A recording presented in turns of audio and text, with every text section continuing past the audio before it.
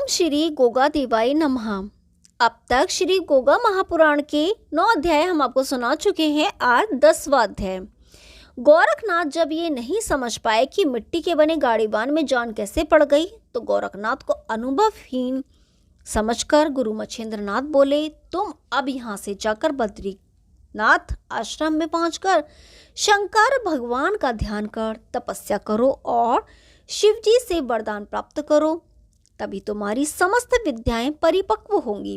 गोरखनाथ अपने गुरु के आदेशानुसार बद्रीनाथ धाम की ओर चल पड़े और गुरु मच्छिंद्रनाथ तीर्थ यात्रा करने के लिए चले गए।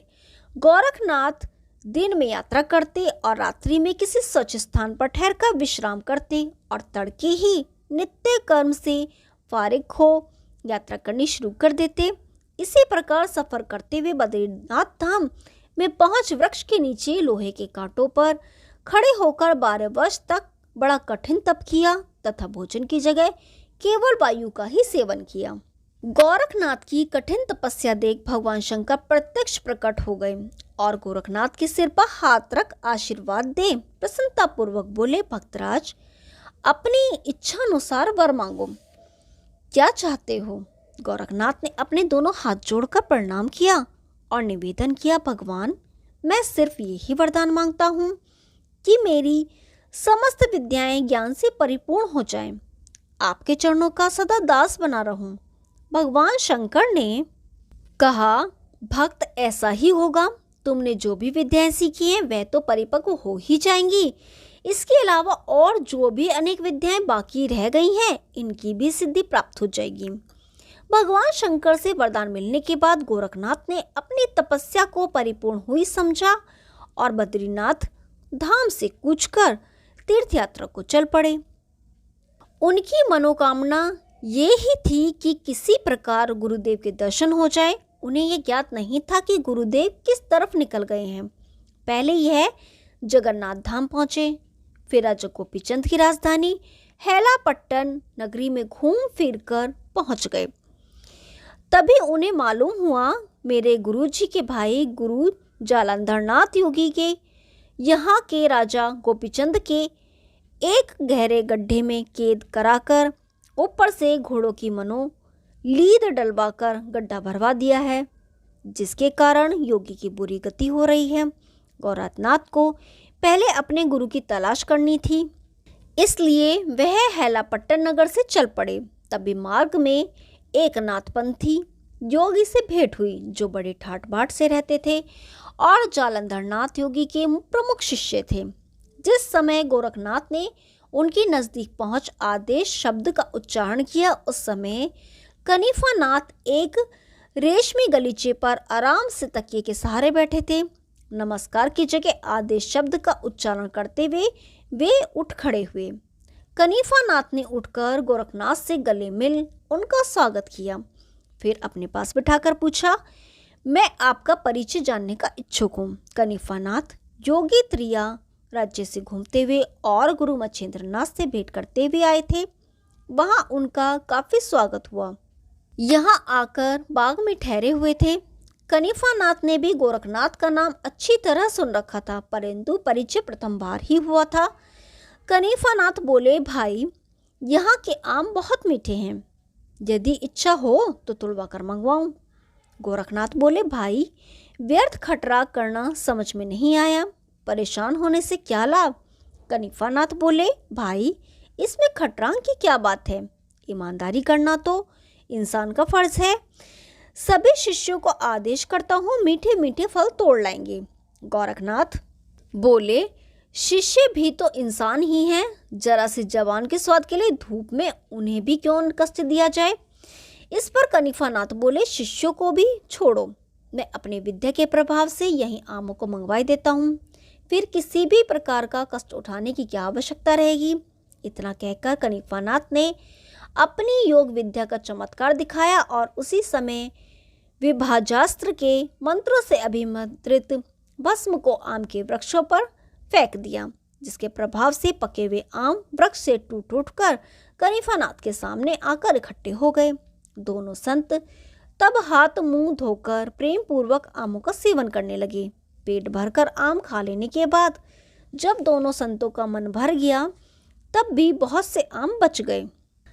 तब कनिफानाथ से गोरखनाथ बोले, भाई अब इन फलों को इनके स्थान पर वापस भेज दो। इससे ये होगा कि फल ताजे बने रहेंगे, बासी करने से क्या लाभ, और वृक्ष भी जो बिना फलों के शोभाहीन हो गए हैं उनकी भी शोभा बढ़ जाएगी।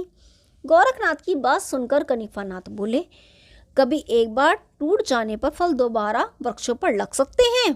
बिल्कुल अनहोनी और एकदम असंभव बात है।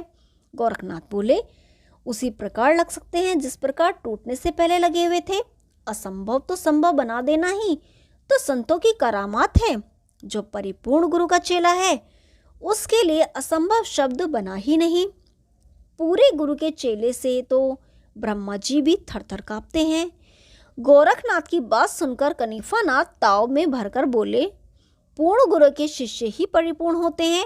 अगर आपके गुरु को कुछ जानकारी होती तो ये विद्या सिखा देते, थोते गाल न बजाने पड़ते। गोरखनाथ परिहास कर कनिफानाथ से बोले, फल तोड़ना तो जो जाने और लगाना ना जाने उसे कोई पूर्ण शिष्य नहीं कह सकता। अपने गुरु की शान के खिलाफ बात सुनकर कनिफानाथ आपे से बाहर हो गए। क्रोध में भरकर बोले, मैं त्रिया राज्य से आपके परिपूर्ण गुरु को देखकर ही आ रहा हूँ, जो भोग विलास की दलदल में फंसे पड़े हैं, जिन्होंने सब नाथ योगियों का मस्तक नीचा किया है। गोरखनाथ भी अपने गुरु की निंदा सुनकर बोले, आपको अपने गुरु का भी कुछ ज्ञान है? जो गोड़ बंगाले के राजा गोपीचंद के यहाँ गहरे गड्ढे में 10 वर्षों से दबे पड़े हैं और मनो घोड़ों की लीद और पेशाब से गड्ढा भरा पड़ा है। अगर वह विद्यावान गुरु होते तो क्या वहां से छुटकारा नहीं पा सकते थे? अगर तुम्हें मेरी बात गलत मालूम पड़े तो राजा गोपीचंद की राजधानी हेलापट्टन में जाकर अपनी आंखों से उनकी दुर्दशा देखो। गोरखनाथ की बात सुनकर कनिफानाथ से उत्तर ना दिया जा सका। वे बुरी तरह अपने मन में खींच उठे, उनका चेहरा भयानक बन गया। तब गोरखनाथ बोले, अब मैं तुमको अपने गुरु की सीखी विद्या का चमत्कार दिखाता हूँ और आपके तोड़े आमों को उनके स्थान पर ही लटकाए देता हूँ। कनिफानाथ बोले, कुछ करतब करके दिखाओ तो जाने, व्यर्थ काल बचाने से क्या लाभ। कनिफानाथ की बात गोरखनाथ को अच्छी न लगी, परंतु उन्होंने गंभीर तथा शांत रहकर प्रेषणास्त्र और संजीवन मंत्र से अभिमंत्रित भस्म उन फलों पर डाली। फिर क्या था, देखते ही देखते सब आम पक्षियों के समान उड़ उड़ कर अपने अपने पेड़ों पर लटक गए। कनिफानाथ को गोरखनाथ का चमत्कार देख बड़ा आश्चर्य हुआ और गोरखनाथ से बोले, भाई मुझे आपके विद्या बल की जानकारी मिल गई। अभी मुझे बहुत कुछ सीखना बाकी है और आपके मिलने से ये भी फायदा हुआ कि मुझे अपने गुरु का पता चल गया, जिनकी खोज में मैं बरसों से परेशान था। कनिफानाथ की बात सुनकर गोरखनाथ विनम्र हो बोले, भाई आपके मिलने से मुझे भी कम लाभ नहीं हुआ। मीठे मीठे आम तो पेट भरकर खाने को मिले ही, आपके द्वारा मुझे भी गुरु का पता मिल गया। उनकी खोज में मैं जगह जगह भटकता फिर रहा था। इस प्रकार कह दोनों प्रेम पूर्वक गले मिले और आपस में प्यार पूर्वक वार्तालाप करते हुए एक दूसरे से जुदा हो गए तथा दोनों अपने अपने गुरु की खोज में चल दिए। गोरखनाथ सोचते जाते थे किस प्रकार त्रिया राज्य में जाकर अपने गुरु को लाया जाएगा और कनिफानाथ अपने गुरु जालंधरनाथ को छुड़ाने को राजा गोपीचंद की राजधानी हेलापट्टन जा पहुंचे। श्री गोगा महापुराण 10वां अध्याय समाप्त। अब 11वां अध्याय। योगी जालंधरनाथ अनेकानेक तीर्थ स्थलों में घूमते फिरते अपनी सामर्थ्यंत्र विद्या का चमत्कार लोगों को दिखाते और नाथ पंथ का उपदेश करते थे, जिसे सुनकर अधिकतर भक्त जनता नाथ पंथ की अनुयायी बन जाती थी। इसी प्रकार नाथ पंथ का प्रचार करते और योग विद्या का प्रदर्शन करके हजारों शिष्य बनाए और अपने रचे सामर्थ्यंत्र तथा मंत्रों का भी चमत्कार जनता को दिखाया करते। फिर घूमते हुए राजा गोपीचंद के गोड़ बंगाला प्रदेश हेलापट्टन नगरी में पहुंच कांचनपुरी के बाहर एकांत स्थान में अपना डेरा जमाया। राजा गोपीचंद युवक राजा था और उनके पिता का नाम राजा त्रिलोचन चंद्र तथा माता का नाम रानी मैनावती था। जिस समय राजा त्रिलोचन चंद्र स्वर्ग सिधारे उस समय गोपीचंद की माता अपने पति के साथ सती नहीं हुई। अपने पति के साथ सती न होने का रानी मैनावती को काफी दुख था, इसलिए उनका अधिकतर समय भगवान के भजन पूजन तथा व्रत उपवासों में ही व्यतीत होता था। वह राजकाज में भी अपने मंत्रियों को सहयोग देती थी। राजा गोपीचंद जब समझदार हुए तो राज्य का भार उन्होंने योग्यता पूर्वक संभाल लिया। उनके 12 विवाह हुए थे और 12 रानियों ने 16 कन्याओं को जन्म दिया। उनकी पटरानी का नाम लोमावंती था, जो महासुंदरी और बुद्धि की अति तेज थी। वह अपनी सब सोतों के साथ सगी बहनों के समान ही बर्ताव करती थी और प्रेम पूर्वक सबसे मेलजोल से रहती थी। गोपीचंद राजा को किसी चीज की कमी नहीं थी। प्रजा पालन कर न्यायपूर्वक शासन करता और भोगविलास में अपनी रानियों के साथ प्रसन्न रहता था। बाहर भीतर राजा गोपीचंद की जय जयकार होती थी। राजा गोपीचंद की राजधानी में गुरु जालंधर नाथ योगी ने अपना कार्यक्रम इस प्रकार बनाया कि प्रतिदिन अपने नित्य कर्मों से निपटकर नित्य प्रति घास का बड़ा गट्ठर अपने सिर के ऊपर लाद नगर भ्रमण करते और जहां गौ माता खड़ी मिलती उन्हें घास खिलाते थे। सबसे अधिक चमत्कार की बात ये थी कि घास का वह बड़ा गट्ठर उनके सिर से एक बालिशत ऊंचा अधर भी में चलता था। उनके सिर पर घास के गट्ठर का बोझ का कोई मतलब ही नहीं था। योगी की योग विद्या के चमत्कार की धूम हैलापट्टन नगरी में घर बाहर सब जगह थी। योगी जालंधर नाथ के चमत्कार की चर्चा राजमहल तक भी जा पहुंची कि हमारी नगरी में पहुंचा हुआ एक सिद्ध संत आया है, जिसके सिर से एक बालिशत ऊपर गायों को खिलाने वाली घास का गट्ठर अधर में चलता है, जिसके दर्शन दूर दूर से आकर जनता कर रही है। एक दिन योगी जालंधर नाथ राजमहल की तरफ से जा रहे थे।